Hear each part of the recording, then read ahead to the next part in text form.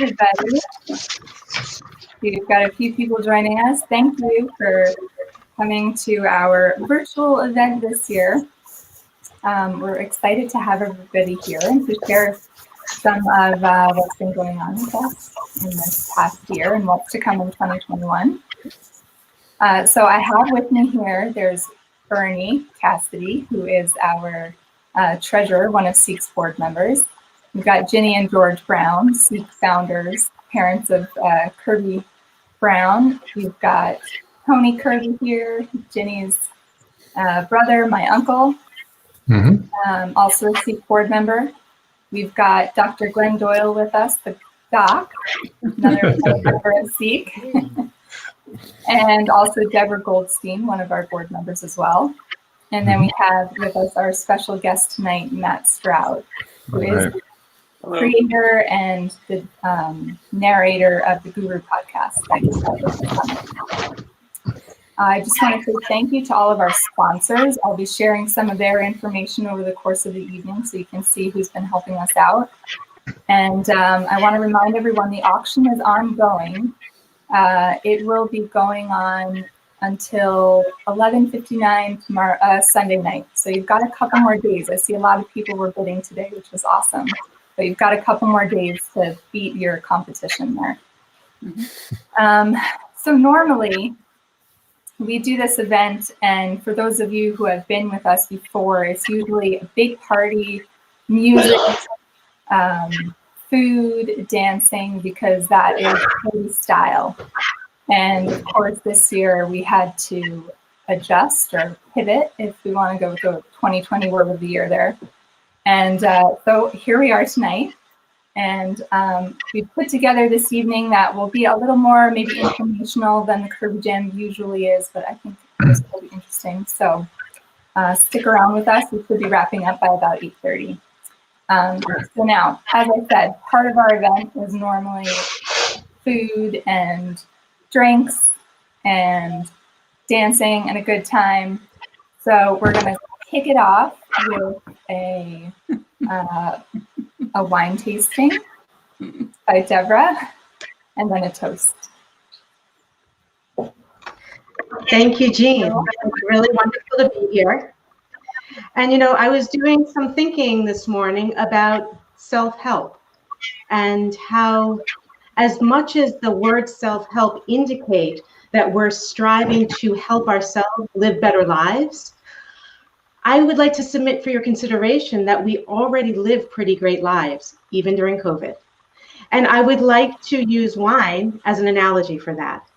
So I'm curious, for those of you who enjoy wine, do you drink it or do you appreciate it? And with that, I would like to offer you some ways to better appreciate wine. So feel free to play along.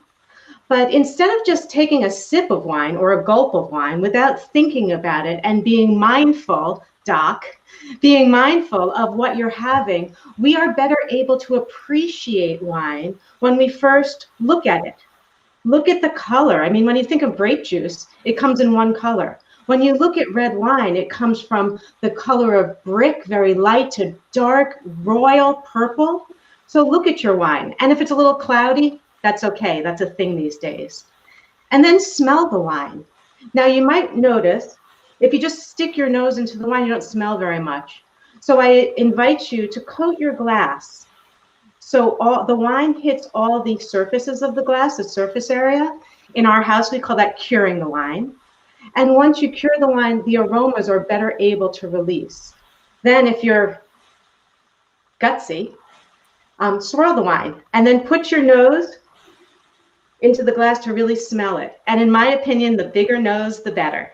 So you stick your nose in the glass, and when you think about it, since so much of taste is smell, you get an essence of what the wine will be. Now take a sip, but don't just swallow it. Aerate it a little bit. Get some air over the wine. Let the wine hit all of the areas of your mouth, because our taste buds are not just on our tongues. They're on the roof of our mouth, on the sides of our mouth, on the back of our mouth. So taste the wine all around and then swallow the wine. And consider a couple of things. First, consider the balance. Is it super, super acidic, so your face goes like you've just eaten a lemon, or does it dry out your mouth? Think about that balance and if you like it. Doesn't matter how much the wine costs as long as you like it. Finally, after you've swallowed it, think about how long it stays on your palate. All of these things help you appreciate wine a little bit more. And I must say that our dear friend Kirby Brown certainly appreciated wine and appreciated life. So I would like to propose a toast to Kirby, whose curiosity, her compassion, her authenticity, her great sense of humor, and her grace will always be on our lips and on our minds for as long as we are all here. Here's to Kirby Brown.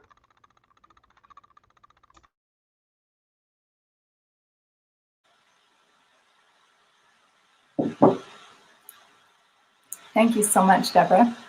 That was wonderful, and I agree. Wine tasting and eating, I think, is just a great act of mindfulness. So I'm just going to give you a little rundown of kind of what we're going to cover tonight. As I mentioned, we're going to be talking about sort of all of the things that happened over the past year. 2020 obviously was just a bizarre year for all of us in so many ways, but we as an organization, we actually had a really interesting year because one of the big things we knew that was going to happen going in was that we released our book, This Sweet Life. And as it happened, there were a couple of different TV series that covered the events that inspired Seek and inspired our book. And then Matt's podcast came out, which was just phenomenal. And then there were a couple of podcasts that followed up with that, the Real Crime Profile. And the other thing that happened was, I don't know, some of you may have seen the series The Vow on HBO about the NXIVM trial and that whole cult situation that happened in Albany, New York. And, you know, I don't want to, obviously that was a horrible situation, but I think it's very interesting that it happened this year and it's really instructive for all of us. So we're going to be talking about that as well. We also have been working on legislation for a while, and there have been some exciting developments about that. So we're going to cover that. We'll talk a little bit more about our book experience. But then after that, I really want to move on. I think we're all ready to put 2020 behind us and to look ahead to 2021, which promises to be another interesting year, but I think probably a really good year in a lot of ways. And we have some exciting things in store for everybody. So we're going to share some details about that with you as well. As the evening goes on, you'll notice I'll be putting up some little comment and win badges that'll run at the bottom of the screen. And if you are watching us on Facebook, you can comment on the broadcast for a chance to win some little prizes that we'll have. And just, I want to announce one of the winners of the prizes that we did earlier this week, because we've been running these little contests all week. So Mary Ellen Quinn wins the iTunes gift card for recommending a song for our Kirby playlist, which is on YouTube. She recommended Dancing in the Streets by Martha and the Vandellas, which is obviously a very apt choice for Kirby. So thank you again for participating, and look out for those comment and win things on the bottom of the screen. We'll also take a little break in the middle just to give everyone a chance to kind of get up and stretch and do whatever you need to do. Get another glass of wine, glass of water, whatever you want. So we'll be doing that in the middle of the evening, probably around like 7:50.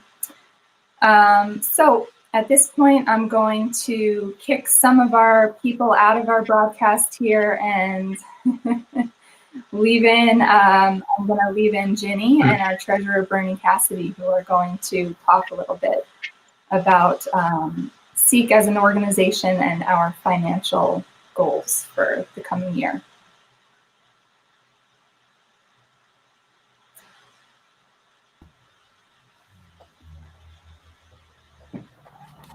All right. So We'll start out with my mom here, who's going to talk about Seek's sort of challenges as an organization. Most of you probably know Ginny. She's the founder of Seek Safely, and if you know Ginny, you know her. I don't need to say too much about her. If you don't know Ginny, you'll realize that she's a force to be reckoned with. So with that, I will let Ginny go on. I mean that as a compliment, of course. When we decided to start Seek, we wanted to bring some positive purpose to Kirby's death, which was so ridiculous. And Liz Newman and James Shore, these were three amazing people who never should have lost their life while they were trying to expand it. And the more we learned about the industry, the more we learned about the fact that people are not protected and many people are hurt. So one of the challenges that we've faced about getting people to understand the need for Seek, the need to ask more questions about where you're going and who you're listening to, but also the need to do some things to try to make this whole industry safer and more ethical in its practice.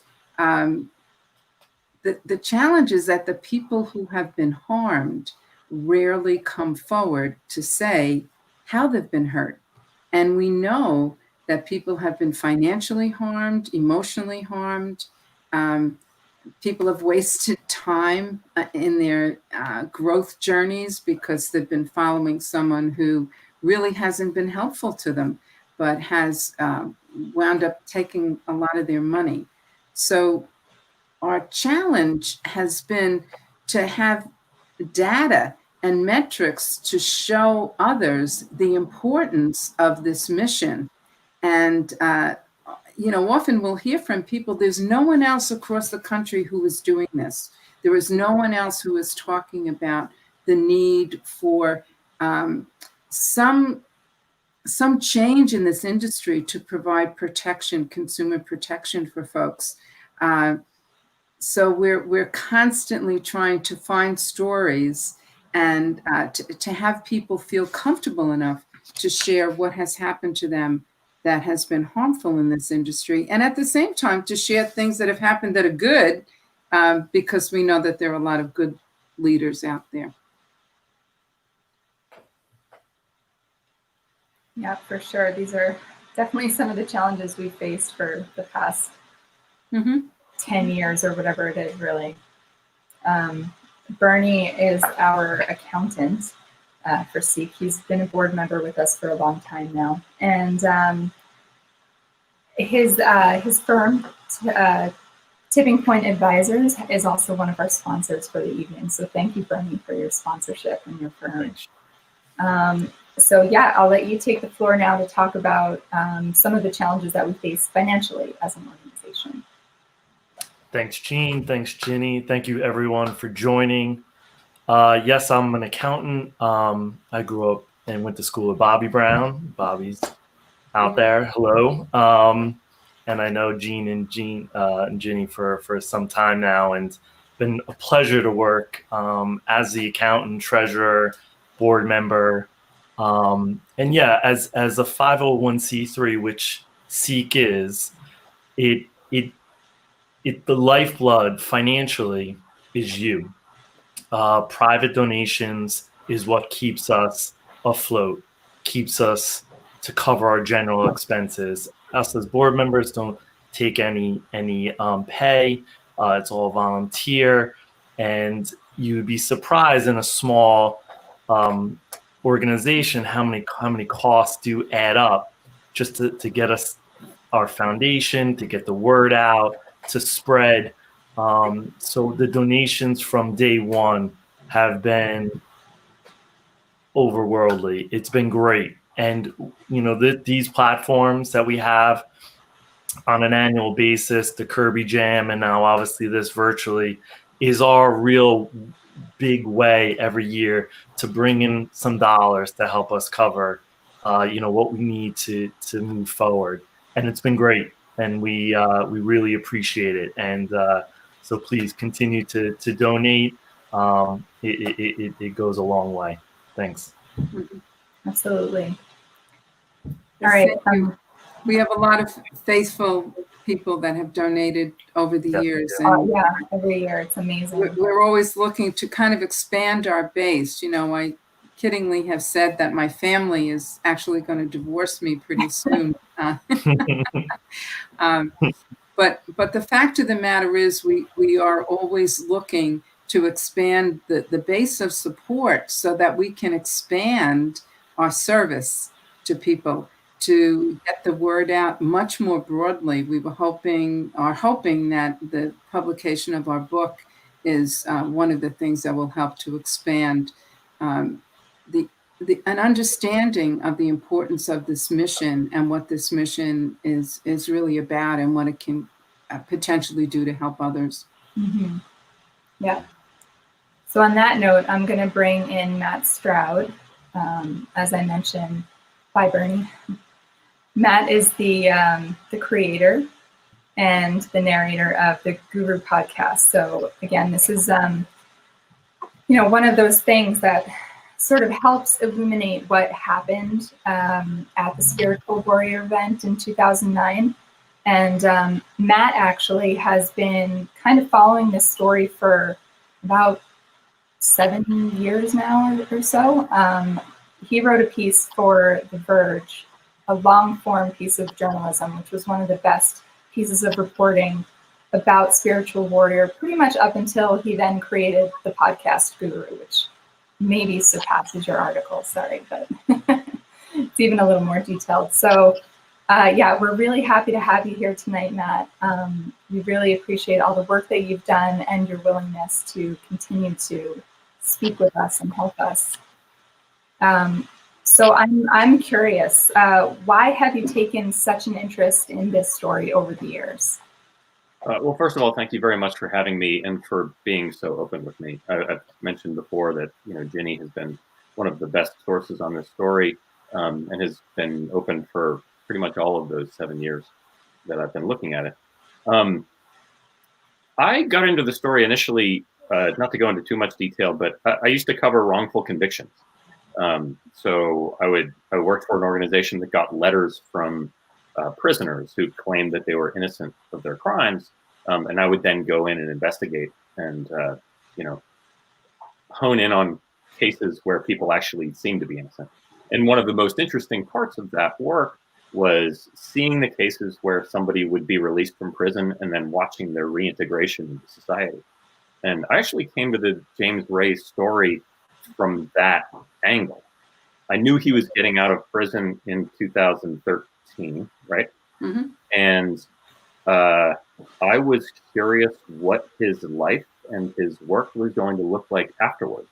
The Sedona Sweat Lodge tragedy was in the past, and so we could look at it and try to analyze it, but I really wanted to know what he was going to do with his life. And I expected it to be kind of a straightforward profile of a man who's re-emerging into society. And I thought he was going to be very agreeable and he would be willing to talk. And then I found out very quickly that he was not going to be that. And it turned into a much more complicated and interesting story than I thought it was going to be, and a lot sadder of a story and more rage inducing story than I thought it was going to be. And so because of that, because of the complexities of it, and because of people like the folks in your family and the other victims and their families in the story, I've just been, it seems like a story that needs to be told and that seems to always have updates to bring people up to speed on. So I just kept on it and kept reporting it. Yeah, it is an interesting story that does continually sort of evolve, it seems. I'm wondering too, what have you sort of gleaned or come to understand about the self-help industry as a wider industry than just the incident with James Ray? I knew almost nothing about self-help when I started looking into James. And one of the things that surprised me most initially and continues to surprise me to this day is the lack of legislation and accreditation is involved in someone being able to say that they're a life coach or that they're in the self-help industry. And that leaves a lot of wiggle room for shysters to be able to claim that they have a product or a personality or experiences that might be valuable to the tune of thousands and thousands of dollars, without any kind of accreditation to their name. And so that adds to the complexity of the story. It adds to my concern around the industry. And part of the reason why I've been so interested in what Seek Safely has done is because that's something that Ginny, that you all are seeking to change, or at least bring some light to. So that's been most interesting to me about the self-help industry.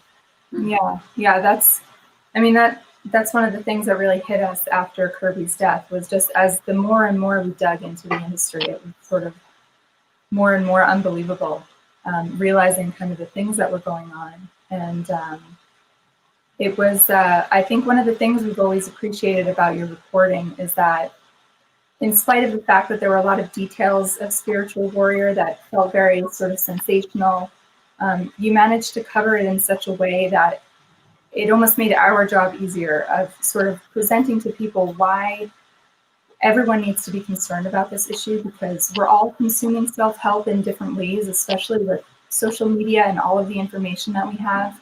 And you really humanized the participants and made them not look like sort of, people that who were gullible or, stupid or something like that. Which obviously we knew that wasn't the case, but getting other people to understand that felt like a big ask in the beginning. So that's definitely something we've always appreciated.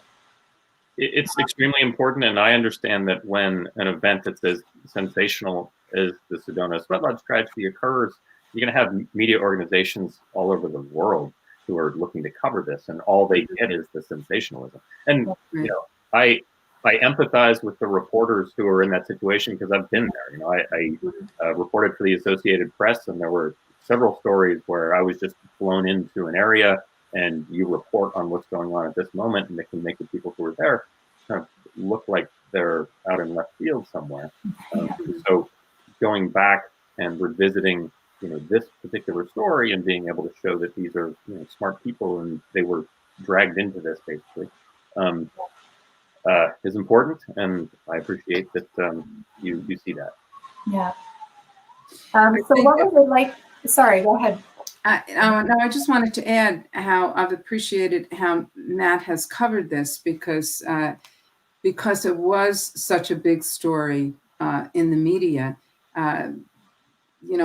I interfaced with an awful lot of different journalists, and I understood that they had to answer to a producer, and that most of the time they were just doing their job. But it's often been painful. You can give an interview, a 5-hour interview. I mean, I've had people here in my home, and I've fed them and helped them out, and then the article never appears, or nothing ever shows up on TV, or you just get kind of blown off, and they're just doing their job. I get that, but this is my heart, and such an important. This isn't just a story to me. This is my life. So I feel like you've always gotten that, Matt. So I've always appreciated that about the way you've been able to report on what happened, and also about Seek and the organization. Well, it's been a luxury having somebody like you as a source, because you are so giving with that story, and about sharing everything that's meaningful to you about this. And also, just the fact that you've given the story, as I assume that you would, so much thought, and you're so thoughtful about what occurred. And that's rare in a source. Often you have sources who are not as thoughtful as you have been. And so it's really been a luxury on my part. Thank you. What was it like for you putting Guru together? It's reporting. It's my job. It's what I do. Guru, we've discussed this before, and because of the factors that Gene you mentioned, a lot of people are very hesitant to talk to a reporter, and so diving back into the story, I felt like I was beginning my reporting all over again. Because a lot of the folks who were involved, they've been through this for a long time. I'm coming back to them. By the time that we were initially working on Guru, it had been 10 years. Right. So I'm contacting all of these folks and saying, hey, we're kind of doing a retrospective on the story and updating it and giving new details about what has transpired in the years since it actually happened. And most of them just wanted nothing to do with it. Right. They did not want to reopen these doors. They did not want to look at this part of their life again or think about it anymore. And so it was at the beginning as challenging as any reporting project I've ever been involved with. There were times when I have to travel across the country to go knock on someone's door because they weren't responding to emails or calls. And a lot of those people had very good reasons for not wanting to talk to me. So it was, again, very important for me in the end product to make sure that I tried to humanize everyone as much as possible and to show that there really were reasons for them to have been a part of this tragedy. Yeah, and again, I think, in a way, I know you're doing your job as a reporter, but it helps our mission when, we have these examples of reporting that does show sort of a balanced and measured way of telling the story. Because, as Jenny was talking about before, it's really important for people to be open about the experiences that they've had with this industry, but people are very reluctant to do that. So again, that's something that, we've been pushing Guru since it came out. Thank you. But yeah, because we really think it's an important piece of making people understand,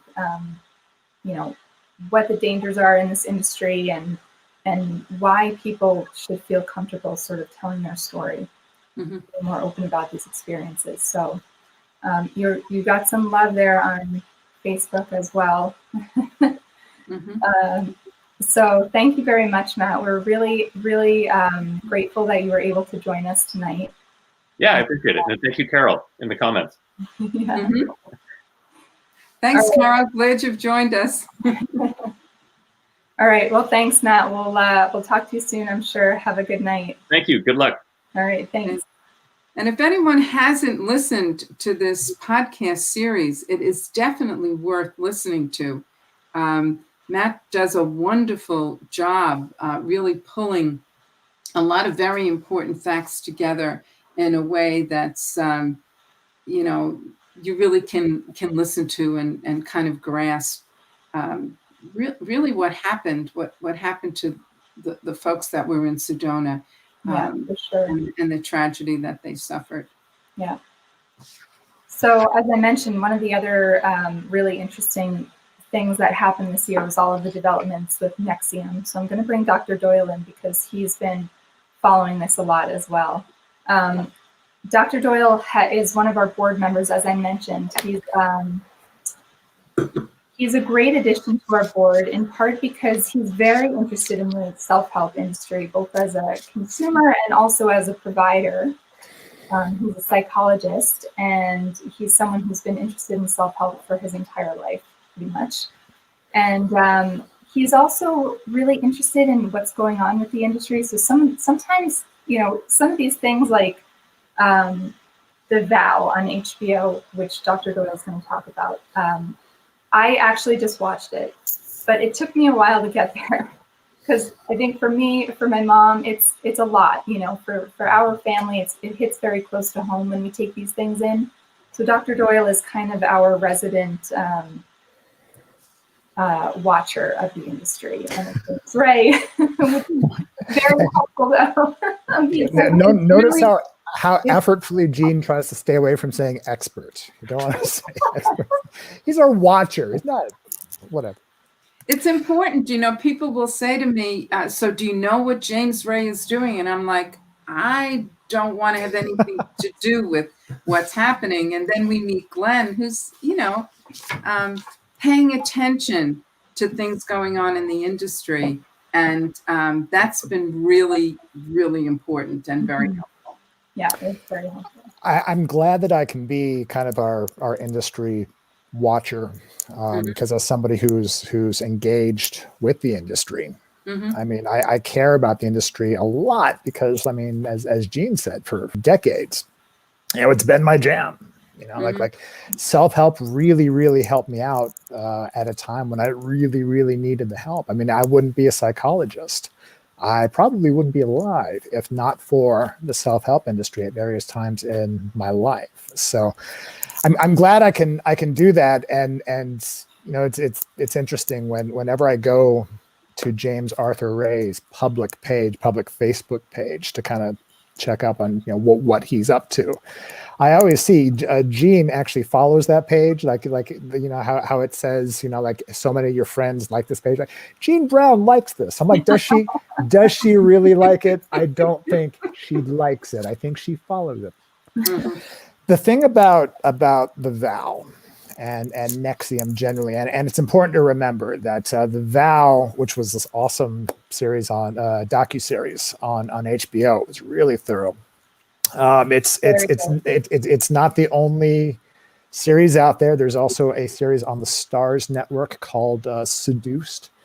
And I really recommend, if folks are interested in learning more about the situation, to, if you can, watch both series. There are also a number of podcasts that really go in depth about the situation, but and they tell it from a variety of perspectives as well. Like one of the things I like about Seduced on the Stars Network is that it includes not only the perspective of people who were, really, really involved kind of from the perspective of members. Like the Vow kind of airs on the side of people who are running it and who are running the centers and recruiting people and whatnot. Seduced kind of airs on the side of folks who, were paying for these services, who were signing up for these seminars and who were really involved and who got kind of sucked in. Seduced also includes a lot of input from real experts in the industry. Like Seduced really leans on the input of folks like Rick Allen Ross and John Jalalich and Stephen Hassan. I know real experts in the psychology of group movements and cults and these kinds of things. But something that I really wanted to bring to the table tonight as just part of the discussion, because, look, this is the annual Kirby Jam. And by the way, if you guys are tuning in and you're watching the replay or something like this is a very different Kirby Jam than usually happens. Usually it's a huge party. Yeah. And everybody dances like that thing that Deborah did with the wine. Usually that's done in person, if you know what I'm saying. So this is a very different kind of thing. Like here we're all having a very sober discussion. Well, yes, the self-help industry. No, typically we're partying at this point in time, but very different. But something I wanted to make sure to bring to the discussion tonight is that one of the reasons why Seek Safely needs to exist, and one of the reasons why we need to be concerned about the self-help industry generally, is because, look, we've gotten hit over the head over the last 5-10 years with how when self-help goes bad, it can go really bad. We had the Sedona tragedy 10 years ago where 3 people died.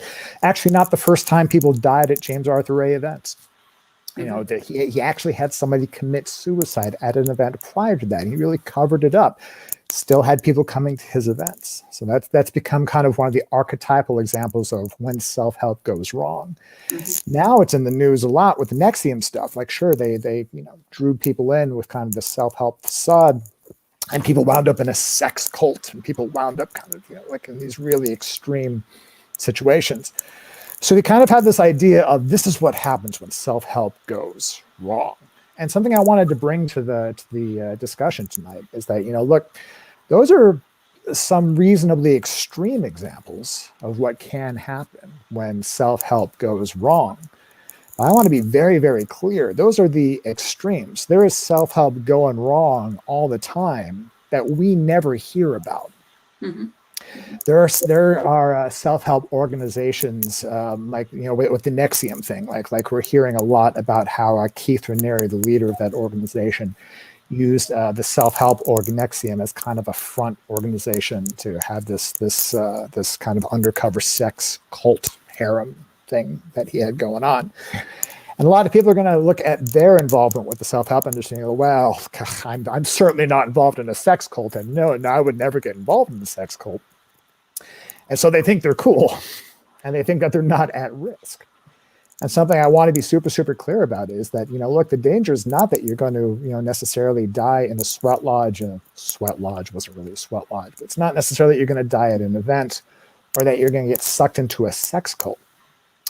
The vast majority of the real problems we see with the self-help industry deal with financial exploitation, and they deal with leaders and practitioners offering advice that is actively destructive.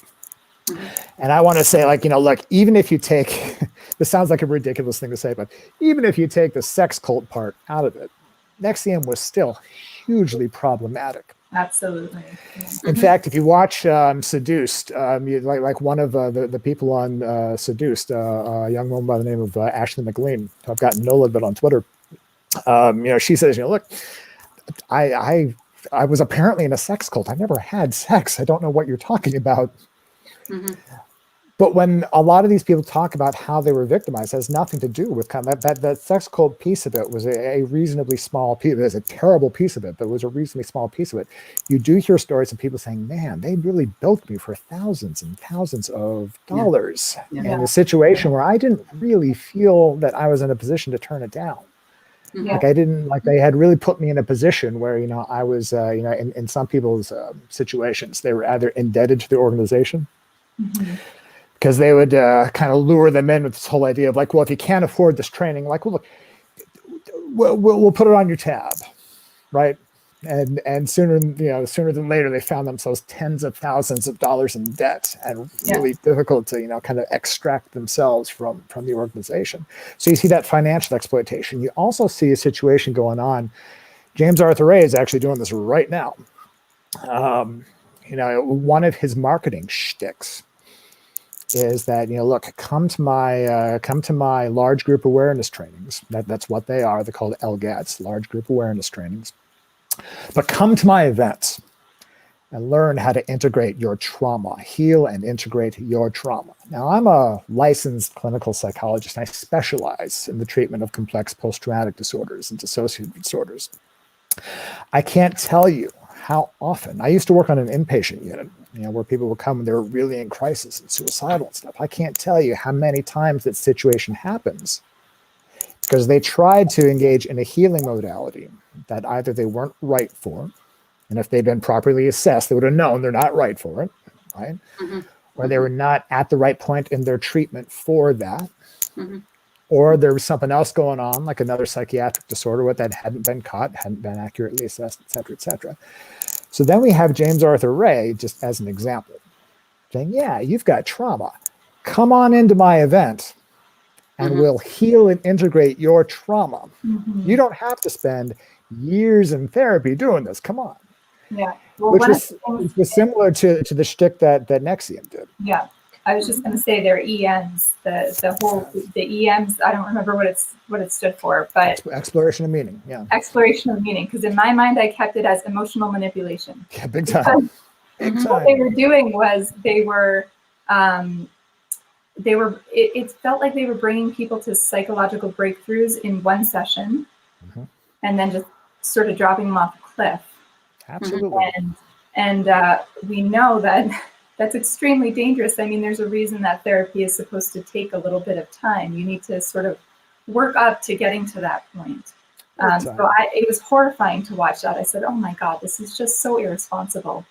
And like you were saying too, the financial aspect of it, another, as I watched the vow, I noticed that all of these red flags that we list on our website, it was like ding, ding, ding, ding. They hit all of them. Creating that incredibly exuberant atmosphere. So they're on a high all weekend, not letting people sleep enough, not letting people eat enough. It's all of these different means of manipulation to be able to control people either emotionally or behaviorally or financially. And that's exactly what they were doing.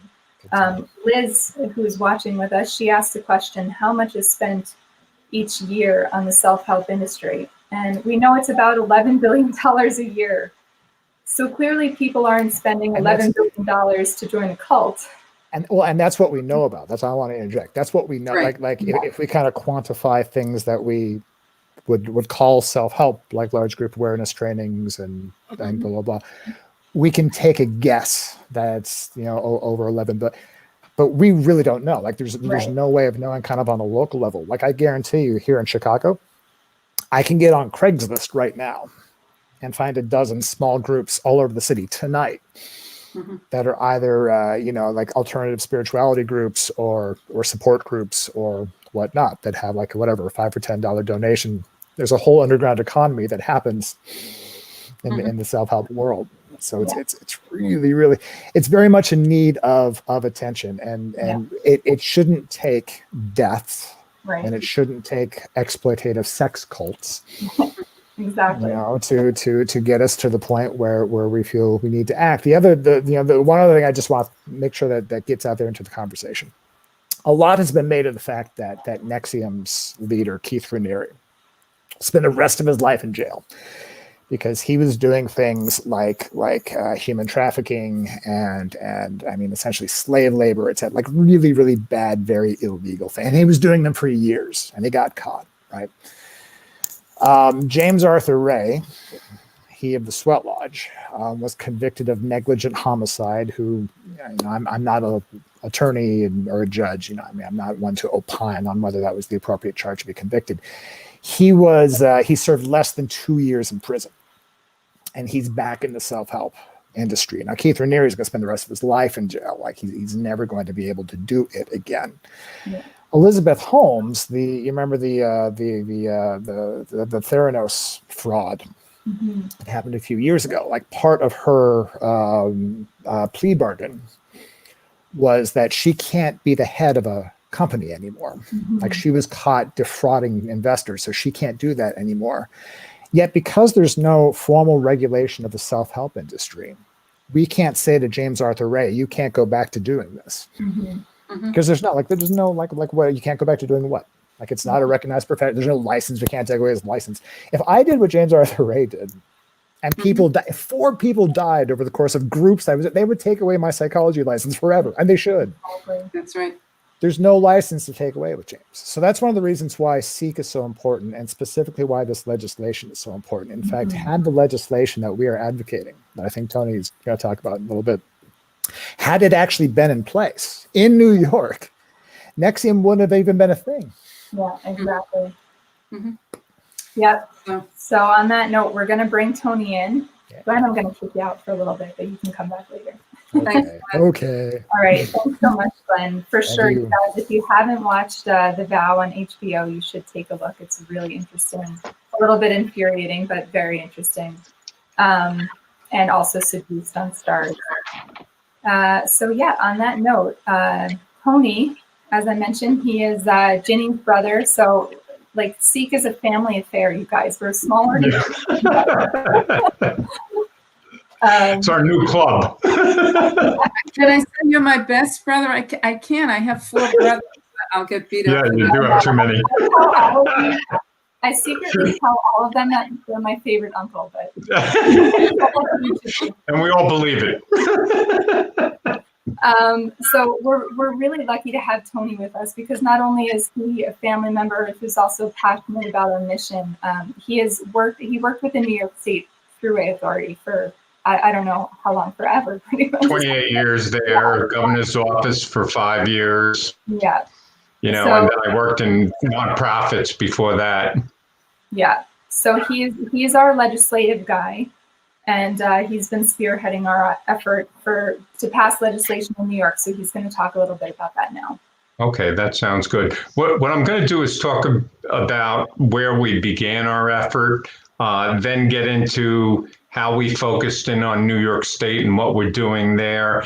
And then lastly, want to talk a little bit about how people out there can really help us. And again, we appreciate everybody who's on tonight and everybody who's donated. Couldn't do this without all of you. So keep up the good work. We appreciate it. But, when we first began our effort to develop legislation, I talked to Jenny, and one of the things that I said, somebody who I had worked with for over 30 years, a guy by the name of Paul Tonko, who used to be a state legislator and then moved into the Federal House of Representatives. And, we set up a meeting with Paul Tonko. And one of the things we said is, given our experience with the self-help industry, one of the things that concerns us is there's no national standards to protect people, that anybody without a license can go in there and do anything, and there's nothing regulating them or holding them accountable, and that we thought legislation would help. So, initially when we talked to Paul, we were looking at, the federal level, and that's where we wanted to start because we figured it'd be a lot less work starting there.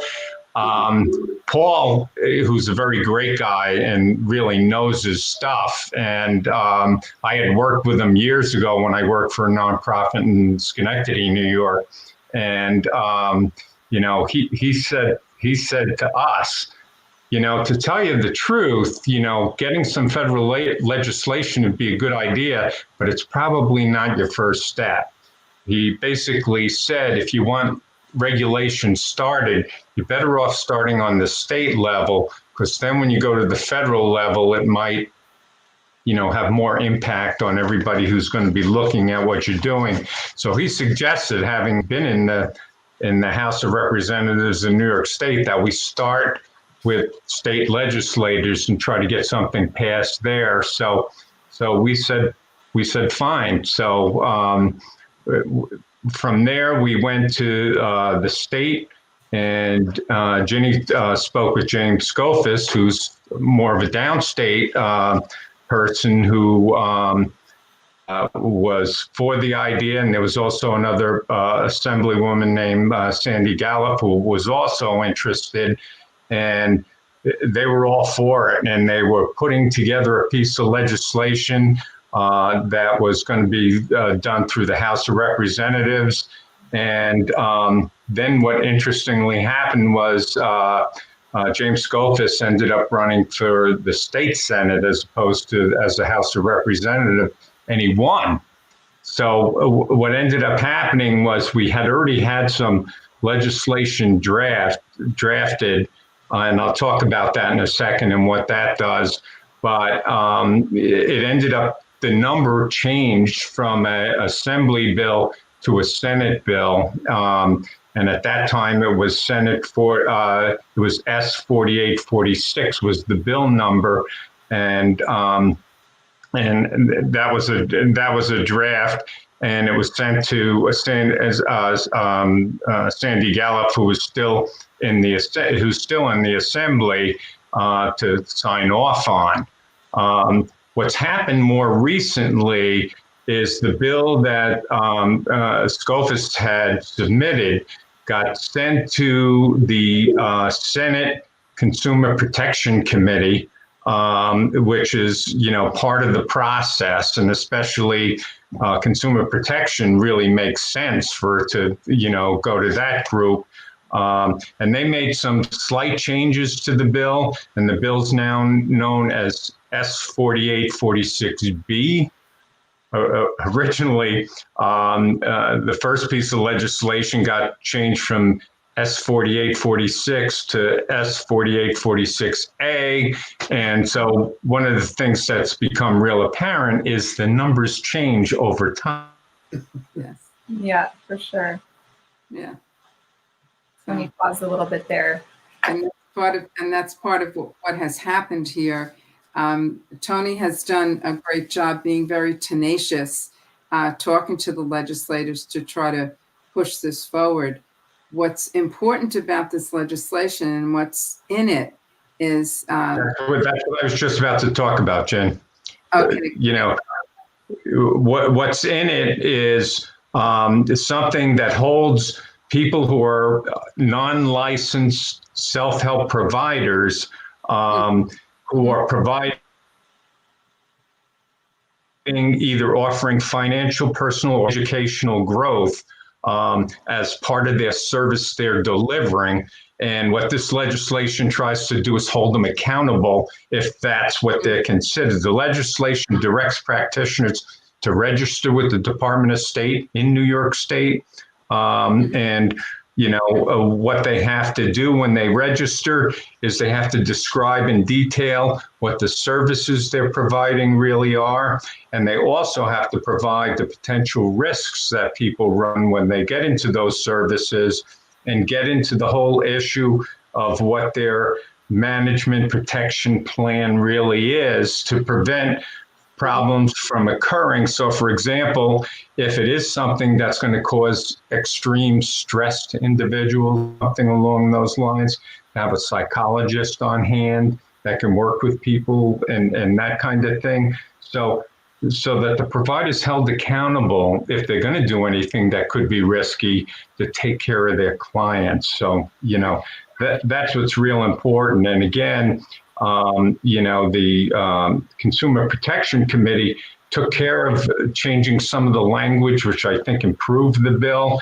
And so that's kind of where we're at right now. Now, last time I talked to anybody in the Consumer Protection Committee, they told me this bill probably won't be moved until, they said, at the earliest middle of January, possibly through March, someplace in that area. So, the last thing I said I would talk about is how you all can help, and that's going to be critically important.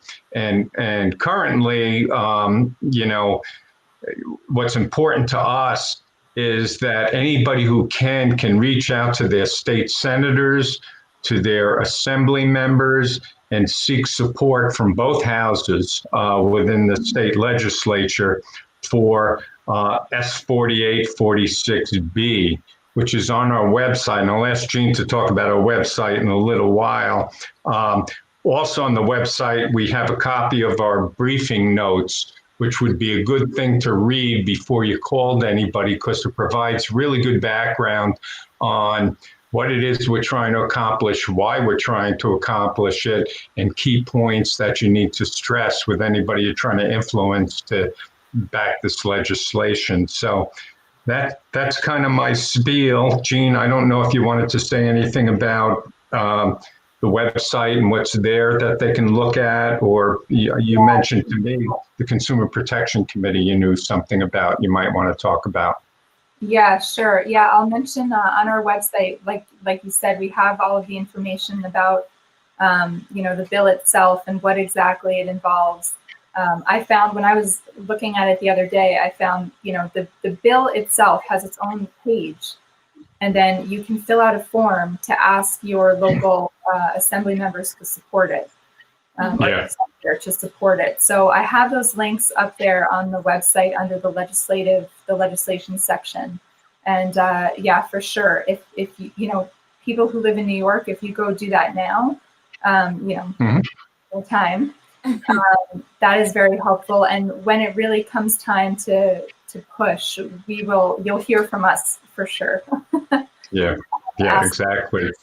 And my guess is any updates with the bill, if the number does change again, we'll make sure we put it up there so that everybody would have access to it as well. So, so whatever anybody can do to help support this effort.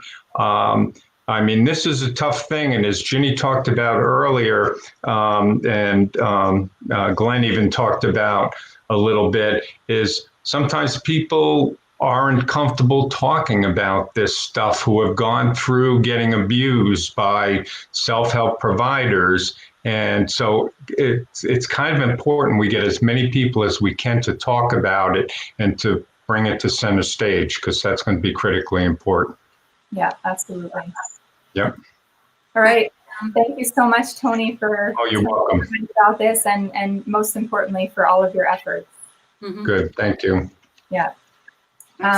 So, part of what we have determined with our mission Seek is that telling our story, telling Kirby's story is a way to sort of connect people to our mission and why it's important. So that was really, what drove us, my mom and I, to write our book, which we published this summer, This Sweet Life, How We Lived After Kirby Died. And so we're just going to talk a little bit about what that's been like. So Ginny wanted to say some things about the process of writing, which was interesting. Well, I think I said in the beginning that we started the organization Seek Safely in order to bring some positive purpose to what happened in Sedona. So both to Kirby's death and to James Shore and to Liz Newman. And I think our kind of like goal was always, what can we do with this industry? So trying to pass legislation to change things in the industry, make the industry more accountable is really important. And I think because Kirby was such an amazing person, I want the world to know her. I want the world to know your big sister and what an amazing person she was. So writing the book was one way to do that, as well as to create more understanding about this industry and the problems, and also to let people know about our organization and what we've been trying to do. It was really interesting releasing the book in this year, this period of time, 2020. We weren't able to hold a sort of normal book launch event or sort of celebrate the accomplishment in the way that we would have liked to. We're way behind on parties here. I know. We were building up to a blowout. But, it was interesting because it presented us with this opportunity to sort of highlight the grief aspect of the book. Your perspective as a therapist was so important, and we were able to talk about that a little bit as we were promoting the book. Talk about, how we've all been grieving in this year, in this time of this pandemic, either because we've actually lost people or we've lost, things, or we've lost our way of life. And so it was sort of an interesting opportunity to be able to share that aspect of the book with people in that way. So on that note, we've created a book club discussion guide. So if any of you have book clubs and you think they might be interested in reading This Sweet Life, we've created a guide. It's on our website under our book section. That gives you I think we have about 9 or 10 questions up there to help sort of guide you through discussion. And if you're interested, we would also be willing to jump in on your book club as well. Our publisher had set up a book club discussion, so that was pretty fun to do that, and we'd be happy to do that for anyone else who's interested. So there's another answer and win question for you. So at this point, we're actually going to take a break. I just want to mention some of our sponsors who were so generous and helped us put this event together. As I had mentioned, Bernie's firm, Tipping Point Advisors. We also had support from Jeanette Reed, who wrote this really interesting book, Women Warriors of World War II.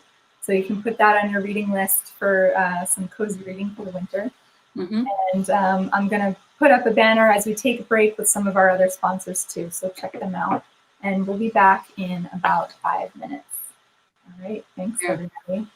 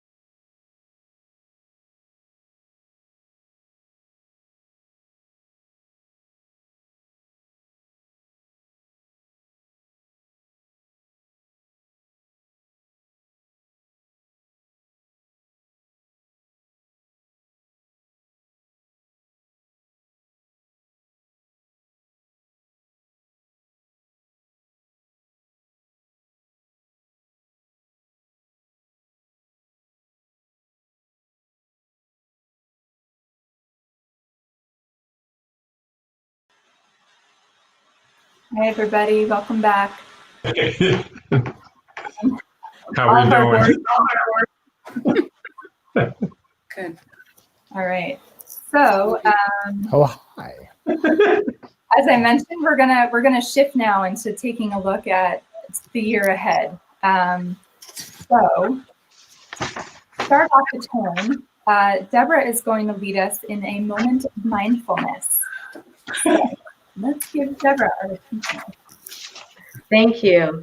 And moments of mindfulness are wonderful opportunities to come to the present when our minds are all over the place and we're a little bit anxious or we're a little bit uncertain. A moment of mindfulness is a wonderful way to bring our brains from the past, regret, shame, blame, guilt, or the future, worry, doubt, thank you, Doc, worry, doubt, or stress into the present, which is where we want to be. When we were talking about wine before, those are moments of mindfulness when we connect with our senses. So when we tasted wine before, the sense of sight, the sense of smell, the sense of taste, the sense of weight, those are all moments of mindfulness. So I would like to share with you now one of my favorite ways to come to the present with a moment of mindfulness. And I invite you to play along. So if you want to put your two fingers together, just like this, and start very, very softly and rub them very softly together, paying exquisite attention to the sensation of your two fingertips rubbing together. Can you even feel the ridges of your fingertips as they are rubbing together? That, for about 30 seconds, is a great example of a moment of mindfulness, because when you connect with any of your senses, it brings you to the present. So welcome to the present. Jean, you're muted. I got me. Thanks. Thank you, Deborah. All right. Yeah, I love that. I love those little types of things that you can do throughout the day, just at any moment when you find you need it. It's awesome. So I'm going to introduce you to our sort of theme for 2021. This year, we want to encourage everyone to be their own guru. Even if you're looking for, you're looking for help, you're looking for tools, we want you to put yourself at the center of your self-improvement journey. So it's your role as your own teacher to sort of guide what's important to you, to create, your own path for what you want your journey to look like. And so on that note, we're very, very lucky to have many of our talented board members, including board members who, like I mentioned, are themselves very interested in the self-help industry as, consumers and providers. And so we have Dr. Doyle and Deborah have created some really interesting tools for people, have written some really powerful stuff. So I'm going to bring in Dr. Doyle right now to talk about his book. So let me kick out the people. I love all this power I have to kick people out. It's amazing. All right, Doc, you're on. I think we really need to explore this whole thing you've got with like kicking people out and bringing them in. Like you're enjoying this quite a. I just noticed. It's fun. I'm the youngest in the family. I'm not used to having this kind of power. So everybody, we're watching in real time. Some issues get worked out here. It out. So I already sort of introduced Glenn, but one of the things I wanted to mention, in addition to everything else that he brings to Seek, is that is probably the most important thing. He's passionate about self-help. He's passionate about helping people. So on that note, he had released a book called, Glenn, do you want to give us your title? It's very exciting. my my title, which is very exciting. So just to rewind a second, like as I said before, I got into psychology specifically to get into self-help. I was way into the self-help literature when I was a kid. I was a teenager when I first started reading self-help books.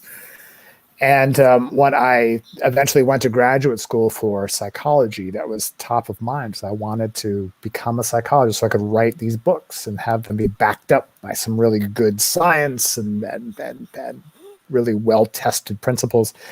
And when I interviewed for grad school, I told the woman who would become my advisor, she says, well, what do you want to do in the field? I'm like, well, I want to write self-help books. And she's like, oh God, why? Why would you want to do that? But the reason is because we happen to know, like I know from my own experience and from the experience of a lot of people I've worked with, that going in and getting therapy, even though, we encourage everybody to get the kind of help that is available and that they need, et cetera, et cetera. And ideally, it's somebody who is trained and licensed and whatnot. We know that not everybody either has that option or is just going to do it. Like I know when I was a kid, I was really, really depressed and really, really anxious and dealing with a lot of stuff. If you had told me at the time, well, go talk to somebody, like my mind went to like, man, I'm going to get yelled at if I do that. Like I'm going to be in trouble. I'm going to be a pain in the neck if I do that. I can't do that. So one of the reasons why self-help is actually really important in our culture is that, not that we want people necessarily accessing self-help resources when what they need is medical help, is therapy. But we know that a lot of people are going to do it, like for lots and lots of reasons. So the way that I approach being in the industry, or maybe being a peripheral part of the industry, or writing things for the industry, is saying, look, how can I put stuff out there that is practically helpful? Like it's not just a book of theory, right? Like, and it can be helpful to somebody who doesn't necessarily have a background in psychology, but that also acknowledges its limits as for what it is, right? Hello. So we come to my book. My book is that, my title is Wish I'd Known That. And the way I structured it was like, look, this is just a collection of stuff that, man, at the beginning of my own journey, again, starting out as a kid who was really anxious and really depressed. What's stuff that I wish I would have known? Stuff that would have been helpful for me and in a practical sense. Like when you look at a lot of the really well-known self-help books, things like I think one of the best self-help books out there is called Feeling Good by Dr. David Burns. It's been around there. It's a book on cognitive therapy. It's been out there for years. However, a good half of it is the theory of cognitive therapy. And if you'd given that to me as a teenager, I wouldn't have known what to do with it. So again, I kind of structured it as just a collection. Like, look, this is not theory. You're welcome to go look up the theory. I offer some resources if you want to get more educated about kind of what this is all about. But really on the ground, what are some things that might be helpful for your journey? And the chapters are short. I did that because I have ADHD and I can't stand long chapters. So I'm like, trying to keep, like if I would lose track of my own stuff, like, okay, maybe that's not a good thing. So I try to keep the chapters short. But again, it's really important for me to acknowledge the limits of what self-help resources can be. Like I can't give you therapy through the book, and you shouldn't be looking for therapy through the book. So again, I just kind of structured it as like, look, I've been here. This is something I wish I would have known, something that might be helpful. So that's what it is. Wish I'd Known That is the title. It is, I released an ebook format. So if you have the Kindle Unlimited subscription service on Amazon, you can actually read it for free. Otherwise, I think it's a couple bucks. I think it's $2. It's very affordable, and it's great. It's like little bite-sized pieces. It's perfect to just pick up and then put back down, and it's definitely it's an easy read, which is nice. Good.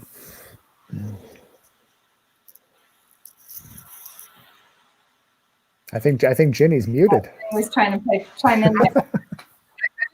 Good food for thought. It is. That helps to get focused. So I think it's definitely a very helpful. One of the big for problems people. with the self-help industry, and I know we talk about this a lot at Seek, and like, you know, the purpose that we actually as an organization serve is largely educational.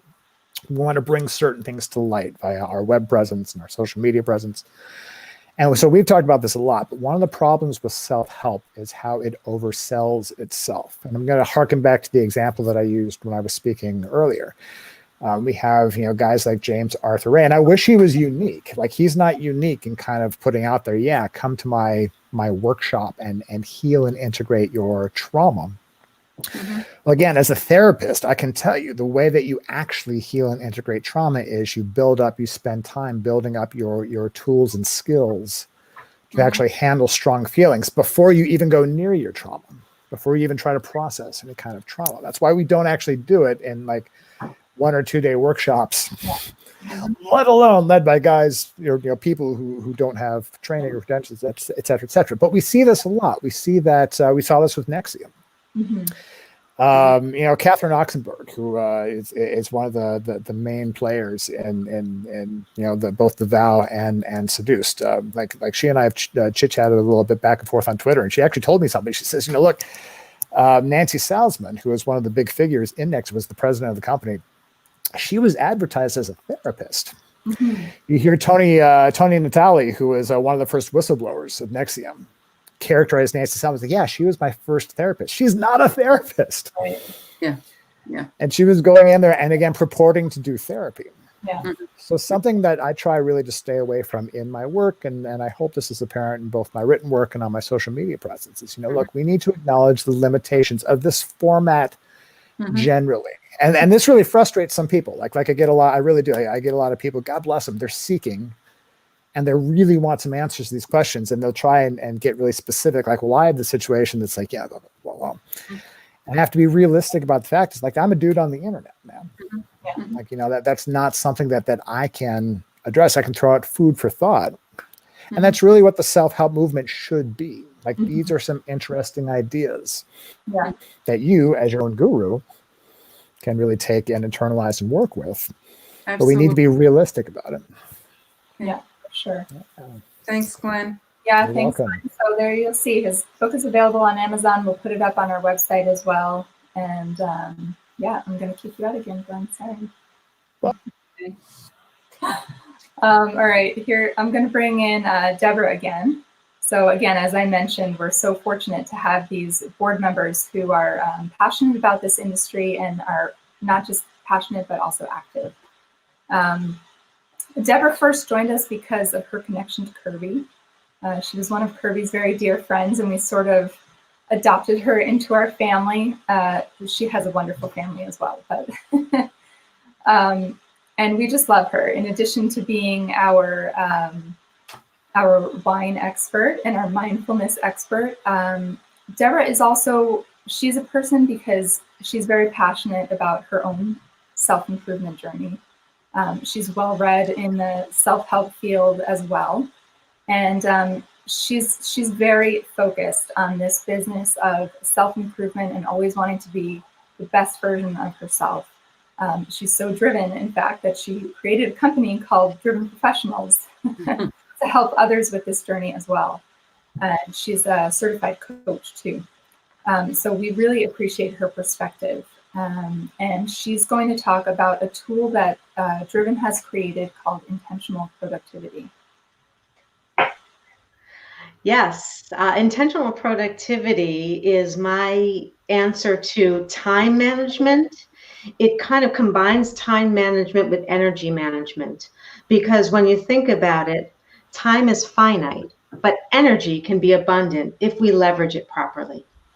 And this started my exploration into intentional productivity. And if you look it up on the internet, you'll probably not find it because I created that little tagline, intentional productivity.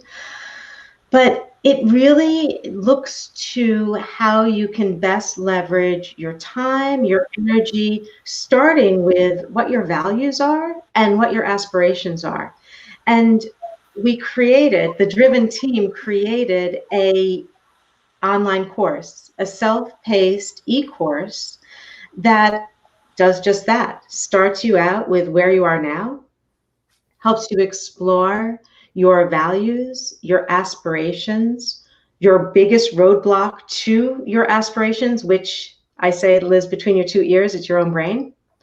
And then we bring you through a protocol, a fun protocol with lots of checklists and moments of mindfulness and meditation opportunities through how you use your schedule, how you use your day, how you can best schedule your day to work with your circadian rhythms and your kids, because we're mostly working from home right now. How you block out distractions and interruptions, how you're able to create boundaries. First, starting asking yourself, what's important to me? Mhm. And when should I say yes and when should I say no? And then in intentional productivity, I think of the secret sauce as self-care, which we all need more of. Mhm. And it's interesting how I can put that on the back burner because I need to do this, this, and this for other people. So self-care is so important, as well as celebration. You know, I was presenting a workshop yesterday, and one of the people I was interviewing for the workshop was talking about how she's running, and I said, "Do you celebrate your successes?" I don't have time for that. Mhm. Well, why do we work so hard if we can't stay in a moment and celebrate our successes? I think that that's one of the great downfalls of human beings is we strive to do so much and to contribute so much, and yet we forget to recognize what we do. And in a way, that's what moments of mindfulness are great for. And that's when we taste the juice of life. Mhm. And the last part of intentional productivity is actually long-term planning, which I know a lot of people like, ooh, I can't do that. But if you don't plan for the future, you can't place the bricks, the steps to get to the future. Mhm. So that's a little bit of a thumbnail sketch of what intentional productivity, this self-paced online course, is all about. Awesome. I'd like to chime in because when I knew that Deborah wanted to present this, and in fact, some of the proceeds go directly back into Seek when you sign up to take this online course. And I thought, well, I better take it. I better check this out and, just see what it's like. And I can see that it's very much designed for people that are trying to balance their work and family life, their responsibilities in their life. Now, I'm basically retired, although George would tell you that I really work like probably 6 days a week instead of 7. But I'm not in a paid employment situation, so I don't have those same kinds of responsibilities. I don't have young children home, even though I miss them.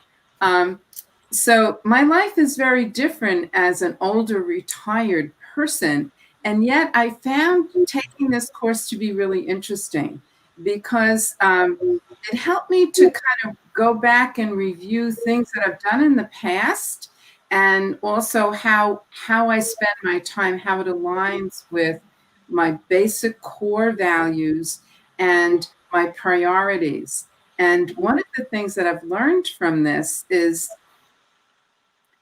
I've been doing a much better job than I thought I was doing. And that felt a whole lot better because this work in managing Seek has been really hard because the tasks involved are not clear. It's not a clear beginning and an end. This is huge. This is a huge mission. And I've really struggled with this. I've struggled because I'm not a business person.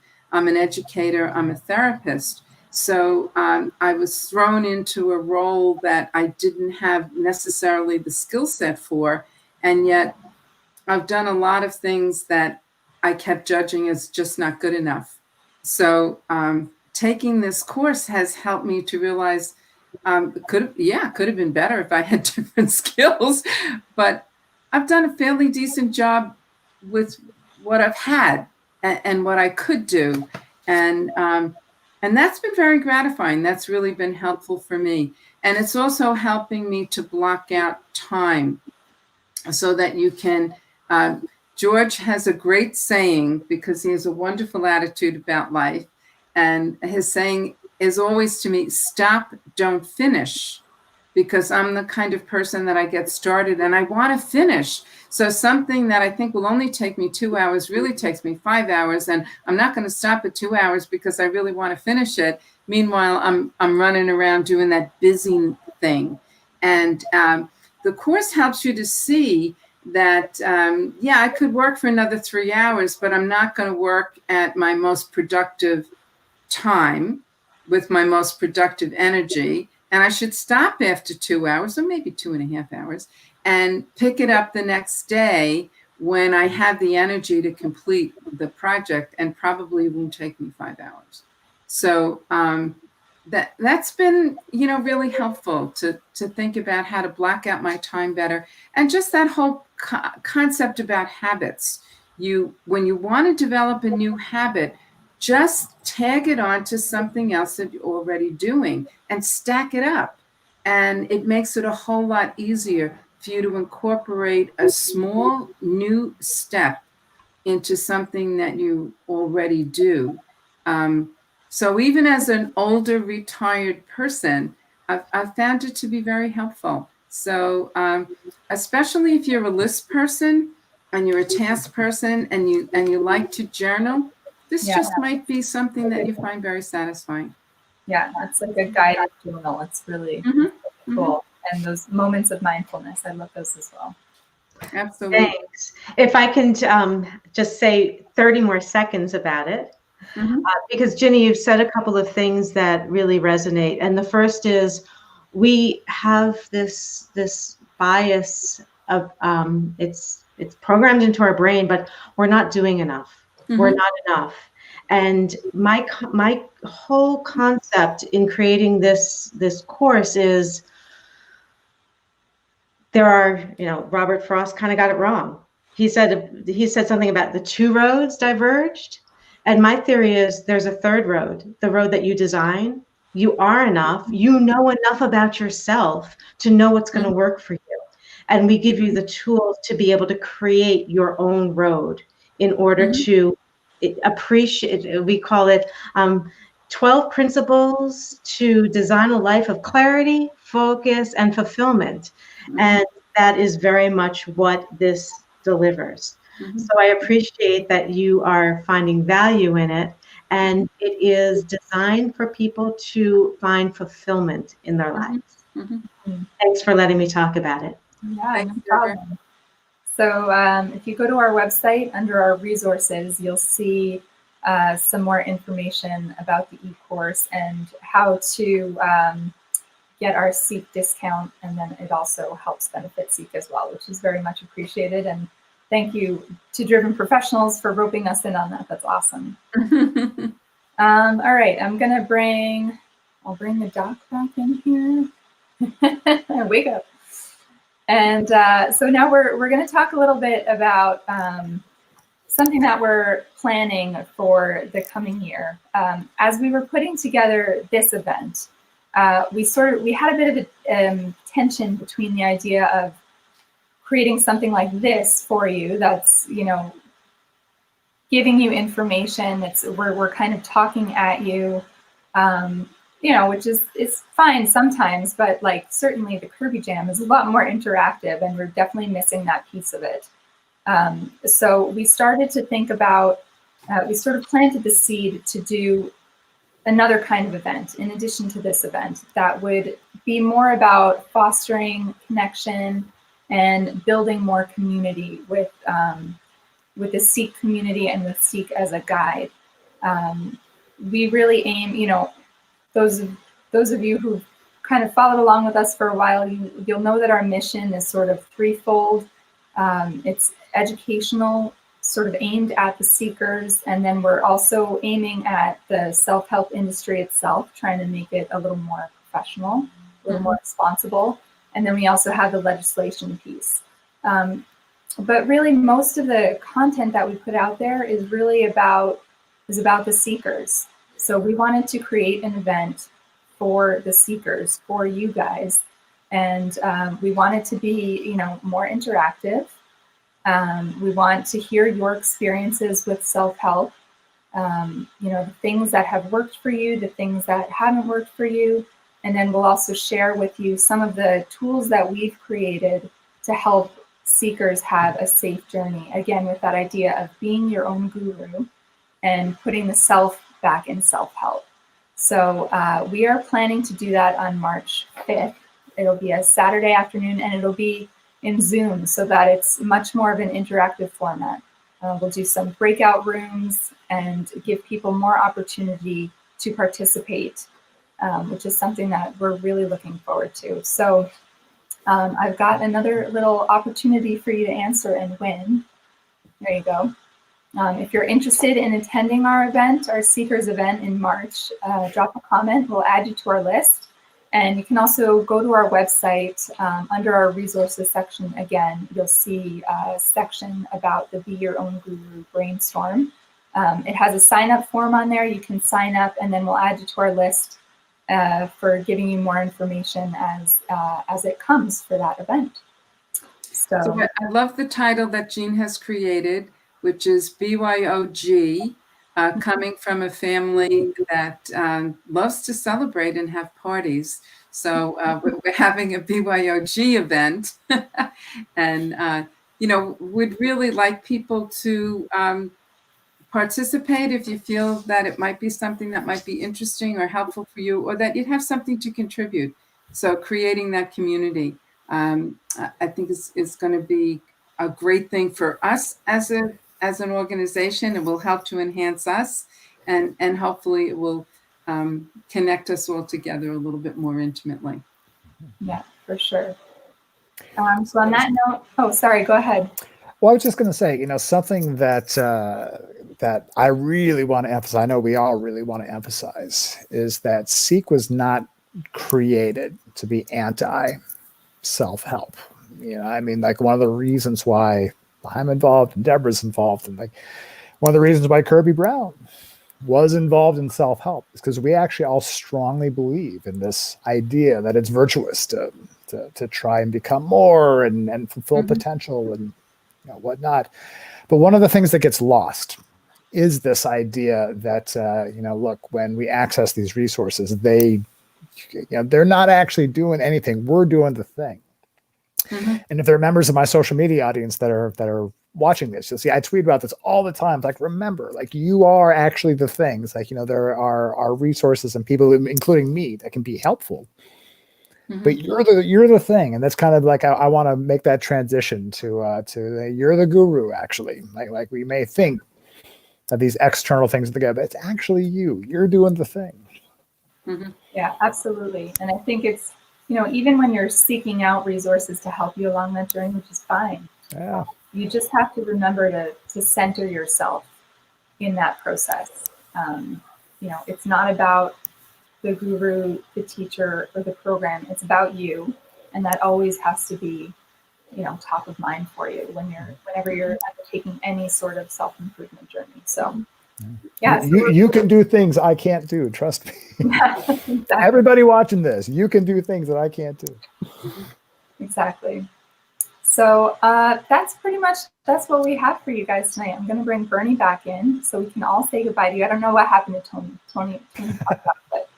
And I just want to say thanks again to our sponsors. Stanley Goldstein has been one of our very generous supporters, right from the beginning, and we're always grateful for his help. MediaCom, Jeanette Reed, Tipping Point Advisors, Maria Falconetti, Orange County Automotive, K&L Magnanini, First Federal Savings Bank, and again, I'm going to put those names back up there on the screen at the end here. A few other things. I just want to remind everyone that the auction is still open. It'll be open until late on Sunday night, so you can get those bids in there. I gave people a little hot tip today. If you go to the raffle section, You can buy some tickets for the raffle items. You know, normally at our event, you buy a whole bunch of tickets and you put them in the buckets for what you want to do, what you want to try to win. I couldn't do it exactly that way with our auction software, but what you can do is you buy a ticket, as many as you want for the item that you're interested in, putting your ticket into that bucket. And then I will be randomly selecting from those people who have bought those tickets. If you buy more than one ticket, your name gets put in more than once, obviously. So that's just a little hot tip for you. And Jean, I just want to put a little plug in for your father. Okay, Yeah. so on our auction is George's pandemic art.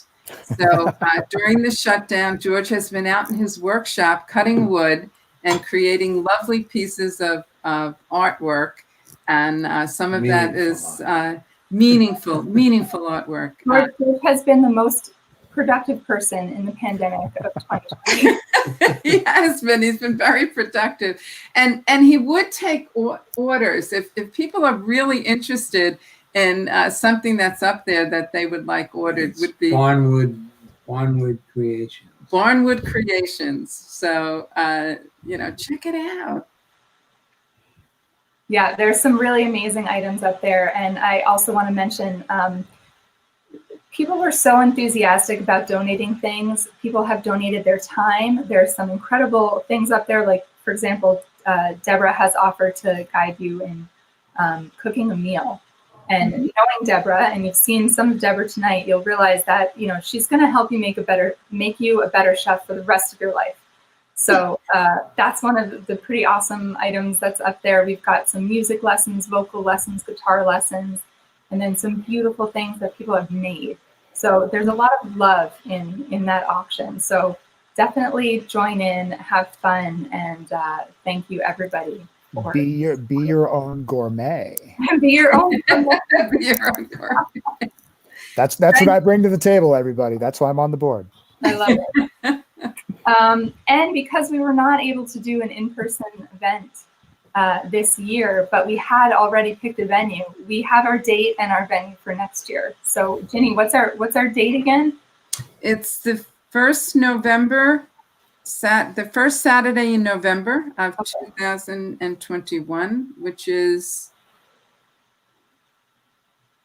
I don't remember. I'd have to look. We'll put it. I don't remember it. I'm sorry, but it's the first Saturday, and it's going to be at the Palatine again. So we had done our event last year at the Palatine, and it was really fun. We really had a good time.